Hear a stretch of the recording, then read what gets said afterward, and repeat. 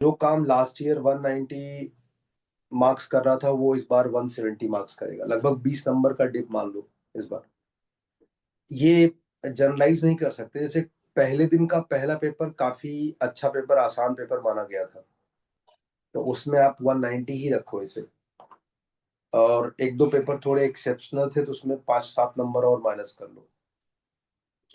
तो ओवरऑल मुझे ऐसा लगता है कि 170 से 180 के बीच में 99 आना चाहिए इस बार। तो तो सर आपके ट्वेंटी हिसाब टू से ये शिफ्ट टू ड्रॉप क्यों हुआ? हम्म। 190 से 170 का ये सर ड्रॉप ट्वेंटी क्यों थर्ड हुआ? इस शिफ्ट टू। बार इस बार क्या हुआ ना कि यूजुअली मैथ्स टफ आता था, फिजिक्स केमिस्ट्री इजी आता था। इस बार मैथ सेम लेवल आया, टफ ही आया, मगर फिजिक्स केमिस्ट्री का लेवल भी। मैथ्स लेंदियर साइड था पिछली बार से। हाँ। हम्म। Maths was the average of 2020 and 24। तो मैथ्स वाज लेंदियर साइड, और फिजिक्स और केमिस्ट्री में भी 10-15% का इन यू नो थोड़ा सर अपडेट आई था। Had a doubt. ये इतने साल से पढ़ाया है, आप जैन से अप्रैल अटेम्प्ट का ट्रांसफॉर्मेशन हर साल देखते हो। आप इस हाँ, साल के लिए उसी बोल ट्रांसफॉर्मेशन का एक सकते हो ना आप, जनरलाइजेशन लाइक। दे सकते वैसा हो क्या? देखो, if you see in that point of view ना, इसमें दो कैटेगरी होती है। जो बच्चे बोर्ड एग्जाम्स लिखते हैं, उन लोगों को बोर्ड एग्जाम्स के बाद बहुत अच्छी वापसी नहीं हो पाती है। इसके फैक्टर्स ध्यान से सुनो, फिर मैं आपको कंक्लूड करता हूँ। तो मतलब जितने भी बच्चे बोर्ड एग्जाम लिखने जाते हैं वो उनके लिए थोड़ी ऑफ रोडिंग हो जाती है, और उसके बाद उनको वापस ट्रैक पे मेंस या कॉम्पिटेटिव एग्जाम्स के लिए आना, वो टाइम बहुत कम पड़ता है। और स्पेशली सीबीएसई बोर्ड होगा तो शायद काफी करीबी करीबी मुकाबला होता है, मतलब डेट्स की बात को लेकर के। हाँ सर, 4 दिन का गैप था मेरे में। तो वो उनके लिए काफी काफी काफी डिसएडवांटेजेस होता है। सेकेंड फैक्टर्स होता है कि ऐसे बच्चे जो लोग पहली बार अच्छा नहीं किए होते हैं, लगभग 90% से ज्यादा बच्चे उसी रेंज में सोचना चालू कर देते हैं। मतलब वो एक प्रकार से एक्सेप्ट कर चुके होते थे कि ये मेरा बेस्ट था, और मतलब उसके कैस्केडिंग इफेक्ट भी होते हैं कि उनको जिस क्लासेस में होते हैं वहां पर क्लासेस वाले भी एक सेग्रीगेशन बना लेते हैं मन से, है ना। तो वो थोड़ा सा आइसोलेटेड और कॉर्नर हो जाते हैं, खुद से भी और आसपास के लोगों से भी। तो उनकी एक नई आइडेंटिटी बन जाती है कि मैं बेस्ट करके भी यहीं पहुंचा हूं। तो मन से हारे लोग हैं। जो 10% लोग बचते हैं, मतलब वो मुकद्दर का सिकंदर टाइप के लोग होते हैं, वो उसे अपनी आइडेंटिटी नहीं मानते हुए नए सिरे से प्रिपेयर करते हैं और काफी बड़ा चेंज लेके आते हैं। बट इनकी संख्या बहुत कम होती है, और मोस्टली ये मेरे यहाँ से ही होते हैं। तो मतलब मेरे यहाँ सिर्फ आज कोचिंग खुला ऐसा नहीं है, मैं जहां जहां जब जब रहा हूँ तब तब ये ट्रांसफॉर्मेशन वाले बच्चे हमेशा मेरे साथ कॉमन रहे हैं। एंड तीसरा, जो बच्चे ड्रॉपर होते हैं जिनके पास बोर्ड एग्जाम्स वगैरह नहीं होते हैं, इनके पास सबक, मतलब इन्होंने अपना एक शेल बनाया होता है एग्जाम्स के पहले कि वो पेपर लिखने में बहुत सारे बच्चे बड़ी नौटंकी करते हैं, क्योंकि उन्होंने ड्रॉप ईयर तक पहुंचने के लिए उन्होंने बहुत सारे लोगों को बिना कहे बहुत कुछ कहा होगा, और कन्विंस करने के लिए बहुत सारी कस्में वादे खुद से और उनसे भी किए होंगे। तो शुरू शुरू में उसे जस्टिफाई करने के लिए ये एक झूठे बबल बनाते हैं, मतलब झूठ मूठ का स्कोर दिखाते हैं, झूठ मूठ का पढ़ाई करते हुए दिखाते हैं, झूठ मूठ का एक्टिंग करते हुए दिखाते हैं कि they are too too much passionate for this. तो उस झूठी दुनिया को बनाने के चक्कर में ये ठीक ठाक स्कोर करने लगते हैं, और फिर कुछ टाइम बाद इसे मेंटेन करने के लिए वो और एक झूठ बोलते हैं। अब धीरे धीरे धीरे धीरे उनको ये याद नहीं रह जाता है कि ये झूठ है, और ये उनकी एक नई आइडेंटिटी बन जाती है जो बबल बन के बस्ट होती है एग्जाम्स के दिन, जब वो 300 से 30 नंबर पे आते हैं। अब इनको दो ही रास्ते हैं कि अब तो झूठ का पिटारा खुल चुका है, लेकिन यहाँ एक झूठ और बोलते हैं कि ये मेरा एक दिन खराब था, है ना। फिर से नया बबल क्रिएट करते हैं और फिर से दौड़ पड़ते हैं अगले बार के लिए, और फिर से ये साबित करने की कोशिश करेंगे कि मेरा सिर्फ और सिर्फ वो 2 दिन खराब थे। पूरी लाइफ अपने बच्चों को, अपने आस पड़ोस लोगों को केवल कन्विंस करेंगे, मैं नहीं, मेरा वो 2 दिन खराब था। इसके उलट बहुत सारे बच्चे जो ओम चौधरी टाइप का होते हैं कि पिछली बार मुझसे गलती हुई थी, हाँ मैं गलत था, मुझे ऐसा नहीं करना चाहिए था, वो उसे ठीक करते हैं, और दूसरी बार समर बहादुर और प्रजातो बन करके बाहर निकलते हैं, जिनके 99 से बहुत ज्यादा आगे निकल चुके होते हैं। तो बहुत जरूरी है कि जानना कि आपसे क्या गलती पिछली बार हुई है और अगली बार नहीं होने देना। हाँ, अगर तुम मुझसे पूछो कि पेपर के टफनेस लेवल में क्या चेंज होता होगा, मैं लगभग 30% ये मानता हूं कि जेई एनटीए ने पेपर जनवरी और अप्रैल सेशन का पहले ही बना लिया होगा। 30% मानता हूँ। 70% मैं इस थॉट के साथ हूं कि जनवरी में वो बच्चों के साथ रिस्पॉन्स के हिसाब से सेकेंड स्लॉट के पेपर्स को चेंज करेंगे, राइट। तो अगर मान लीजिए पहले स्लॉट में बहुत त्राहिमाम मची है, बहुत लो स्कोरिंग अफेयर होता है, जब किसी पेपर में लो स्कोरिंग अफेयर होता है ना, मतलब when you are comparing to kids, कि वो किसने कब सबसे ज्यादा कम किया है, किसने ज्यादा सबसे ज्यादा खराब किया है, on that basis that is what not the real testing for getting kids for something like IIT और NIT। मतलब अभी अगर लो स्कोरिंग पे है तो आप जैसे क्रिकेट की भाषा में समझो, 150 रन पे एक टीम ऑल आउट हो गई है और दूसरी टीम भी लड़ते मरते 150 तक पहुंच रही है। तो इसमें विराट कोहली में और बुमराह में बैटिंग के रेफरेंस में आपको चेक कर पाना, जज कर पाना बहुत मुश्किल होगा। आप ये नहीं बोल पाओगे कि विराट कोहली लेजेंड है, क्योंकि दोनों ही 20-20 25-25 रन बना रहे हैं और दोनों का कंट्रीब्यूशन इक्वल है।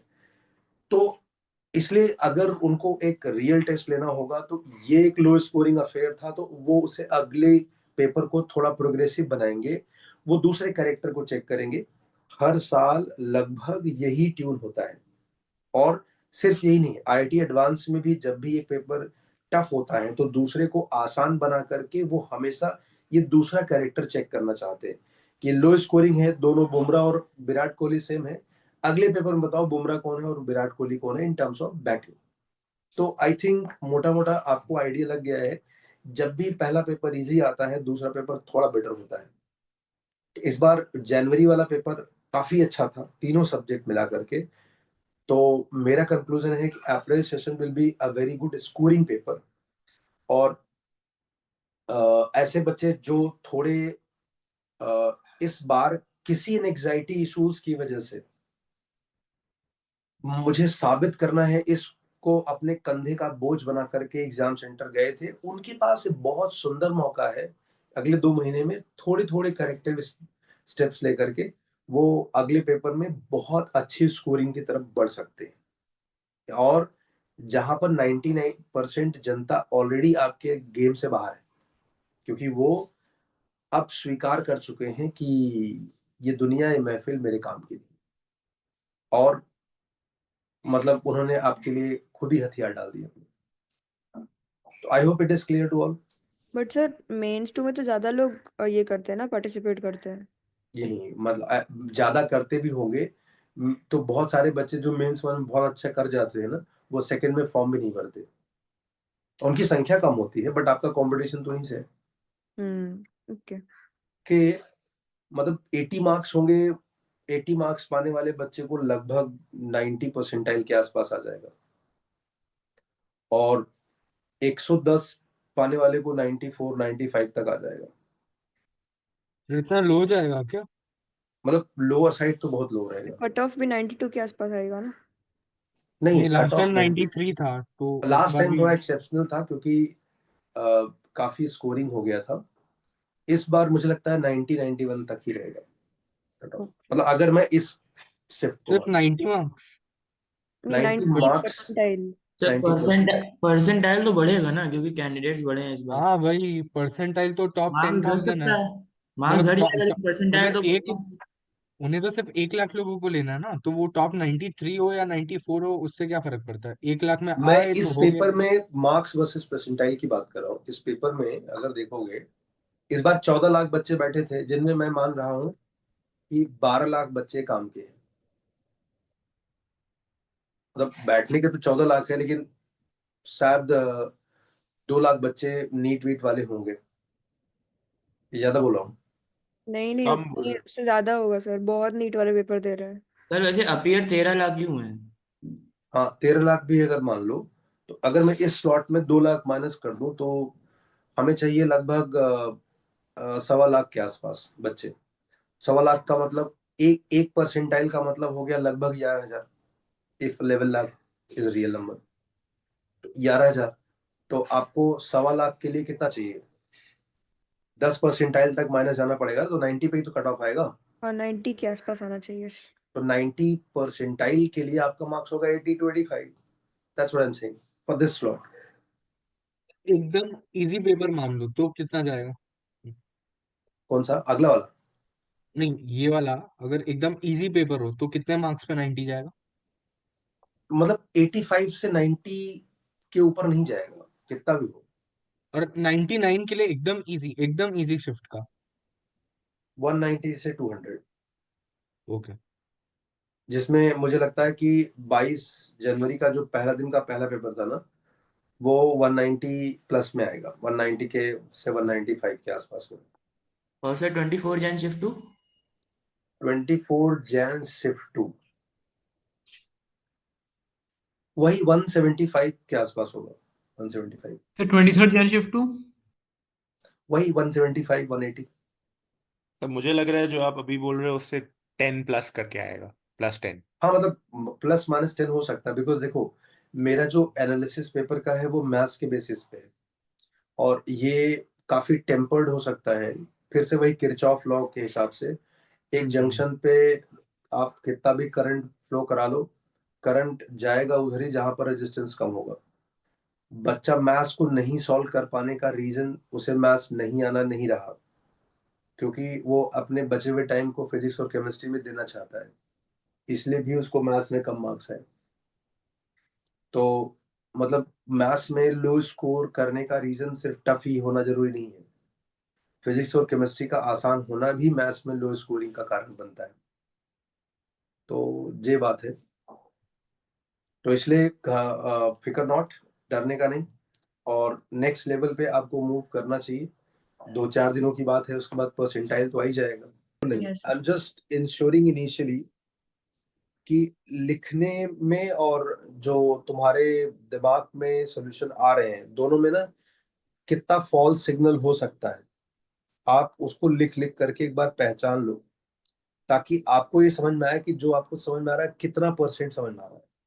yes sir. और ये अक्सर मेंस एग्जाम्स के बाद जब आप एडवांस के लिए जाते हो तो ये इतना ही मुश्किल होता है जितना अभी तुमने पिछले 5-10 दिनों में देखा है। लगभग सभी हाँ लोग नोटिस करें, ऐसा नहीं कि मैं अकेले, पेरेंट आस पड़ोस सब लोग, मार्क्स सब कुछ, काम, हर जगह। तो मेंस से एडवांस ये वैसे ही है जैसे बताया ना कि तुम अच्छी रोड पे गाड़ी दौड़ा रहे हो तो अचानक से तुमको पहाड़ चढ़ना पैदल, तो ये इतना मुश्किल होता है। सर फ्लैट पिच और पे खेल रहे हैं, अभी स्लो पिच है सर। इसको रिदम में आने में बहुत टाइम लगता है। हाँ तो आप लोगों को लिख लिख करके ही पता चलेगा कि आप रिदम में है या नहीं। और सर जो लोग 98 99 के मतलब 99 नहीं आ रहा लेकिन 99 के थोड़ा नीचे है, थोड़ा शायद 99 से, सर उनको अप्रैल के अटेम्प्ट के लिए तैयारी कैसी करनी चाहिए? मतलब लास्ट के 15 दिनों में चेंज करना चाहिए तुमको। सर बस लास्ट के 15 दिनों में? हाँ